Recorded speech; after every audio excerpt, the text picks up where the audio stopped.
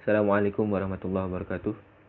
Kami dari kelompok 5 akan menjelaskan mengenai peta lokasi dilakukannya uji kualitas lingkungan kuliah lapangan yang dilakukan pada tanggal 12 sampai 18 Januari 2019 di Desa Sedahan Jaya.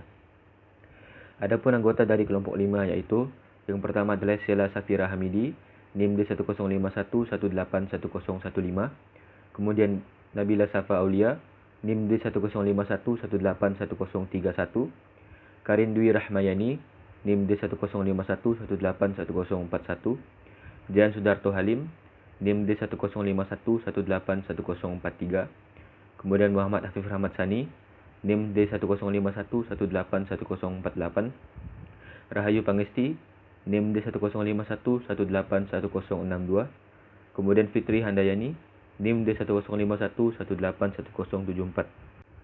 Untuk selanjutnya akan dijelaskan oleh teman-teman saya. Perkenalkan, nama saya Jan Sudarto Halim, NIM D1051181043. Kali ini saya akan menjelaskan tujuan dari pembuatan peta lokasi uji kualitas lingkungan. Yang pertama, untuk mengetahui kondisi lokasi penelitian. Yang kedua, untuk mengetahui aktivitas manusia yang berdampak pada lingkungan. Yang ketiga, untuk mengetahui lokasi pengamatan kualitas lingkungan. Dan yang keempat, sebagai interpretasi hasil kualitas lingkungan. Adapun pembatasan masalah yang kami buat, yang pertama, peta yang dibuat melingkupi camp, homestay, persawahan, hingga mendekati jembatan pertama, jalur pendakian. Yang kedua, data koordinat yang diambil menggunakan GPS. Selanjutnya, ada gambaran umum lokasi pengukuran kualitas lingkungan. Pengukuran kualitas lingkungan dilakukan di 3 kategori, yakni tanah, air, dan udara. Untuk pengukuran kualitas tanah dilakukan di lahan terbuka, sawah, dan di bawah pohon.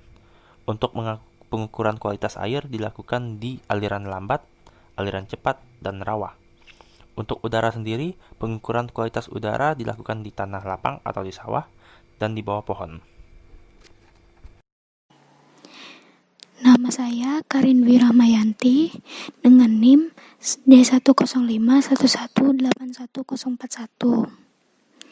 Di slide 5 ini terdapat sebuah gambar. Gambar ini adalah lokasi pengukuran kualitas tanah. Tepatnya berada di lahan terbuka. Jadi di lahan terbuka ini lebih tepatnya berada di belakang WC umum. WC umum ini di sekitarnya terdapat bangunan septic tank. Septic tank ini bisa saja mempengaruhi kualitas lingkungan di daerah tersebut. Nama saya Sheila Safira Hamidi, NIM D1051181015. Saya akan menjelaskan tentang pengukuran kualitas tanah. Pengukuran kualitas tanah dilakukan di 3 lokasi, yaitu lahan terbuka, di bawah pohon, dan di sawah. Pengukuran kualitas tanah itu sendiri meliputi pengukuran suhu, pH, dan makrofauna. Dan sekarang saya akan menjelaskan tentang pengukuran kualitas tanah yang dilakukan pada sawah. Karakteristik tanah yang ada di sawah cenderung lebih berlumpur. Kualitas tanah di lokasi ini dapat dipengaruhi oleh sisa-sisa dari penggunaan pupuk ataupun pestisida yang digunakan pada sawah tersebut. Saya Muhammad Hafif Rahmat Sani, NIM D1051181048, akan menjelaskan mengenai lokasi pengukuran kualitas tanah. Dapat dilihat dari gambar bahawa titik pengambilan sampel untuk uji kualitas tanah ini dilakukan di bawah pohon, yang mana hal tersebut akan menyebabkan adanya pengaruh dari intensitas cahaya, kelembaban, dan suhu terhadap kehidupan dari biota tanah. Tentunya, ketika berada di gunung atau dataran tinggi lainnya, suhu yang didapati oleh biota yang hidup di sana adalah suhu yang relatif lebih rendah atau lebih dingin. Kemudian dikarenakan letaknya ini di bawah pepohonan, maka faktor-faktor lain yang dapat berpengaruh yaitu adalah intensitas cahaya yang rendah dan kelembaban yang relatif tinggi. Sekian, terima kasih. Selanjutnya akan dijelaskan oleh teman saya. Saya Nabila Safa Aulia dengan NIM D1051181031. Saya akan menjelaskan Lokasi pengukuran kualitas air pada aliran lambat dan aliran cepat. Lokasi ini terletak dekat lahan pertanian, yang mana dapat mempengaruhi hasil dari pengukuran air, dikarenakan kemungkinan adanya kontaminasi dari sisa penggunaan pupuk atau pestisida. Lokasi pengukuran aliran lambat memiliki bentuk aliran sungai yang berkelok. Bentuk yang berkelok ini dapat mempengaruhi kecepatan dari aliran air tersebut, yang mana air tertahan sehingga aliran menjadi lebih lambat. Lokasi ini terdapat banyak batu-batuan, dapat menyebabkan aliran menjadi lebih cepat. Karena adanya benturan aliran tersebut, sehingga menimbulkan turbulensi. Selain itu, juga ada lokasi pengukuran kualitas air di aliran cepat, yang memiliki kualitas air yang lebih baik karena tidak terletak dekat dengan tempat aktivitas masyarakat, sehingga aliran air tersebut belum terkontaminasi oleh zat-zat asing. Assalamualaikum warahmatullahi wabarakatuh. Perkenalkan, nama saya Fitri Handayani, NIM D10511811074. Berikut saya akan menjelaskan gambaran lokasi pada peta tempat pengukuran kualitas air di rawa. Dari gambar kita dapat mengetahui bagaimana kondisi lokasi, kemudian aktivitas apa saja yang ada di sana, lalu dampak yang ditimbulkan pada hasil uji kualitas air di rawa. Di sini gambar menunjukkan bahwa lokasi pengukuran kualitas air di rawa ini sangat dekat dengan kamar mandi umum atau WC, di mana di situ terdapat septic tank.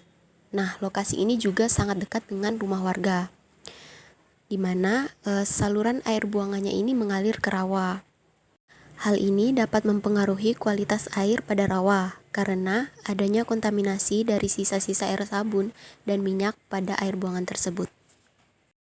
Nama saya Rahayu Pangesti, NIM D10511811062. Selanjutnya yaitu lokasi pengukuran kualitas udara. Kualitas udara diukur di dua lokasi, yaitu di tanah lapang dan di bawah pohon. Dari Google Earth dapat dilihat perbedaan mencolok kedua lokasi ini adalah keberadaan pepohonan, di mana pepohonan ini dapat saja mempengaruhi hasil dari pengukuran. Misalnya pada pengukuran suhu udara, suhu yang di tanah lapang lebih tinggi daripada yang di bawah pohon. Hal ini karena tanah lapang secara langsung terpapar oleh sinar matahari, sementara yang di bawah pohon, sinar mataharinya dihalau oleh daun-daun.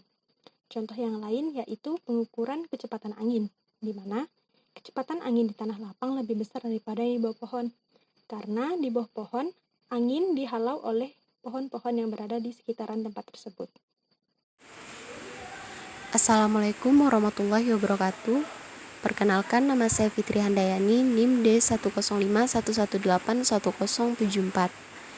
Kesimpulan yang didapatkan dari pembuatan peta ini adalah kita dapat mengetahui kondisi lokasi penelitian, kemudian aktivitas apa saja yang ada di sana, lalu dampaknya terhadap hasil dari penelitian kita.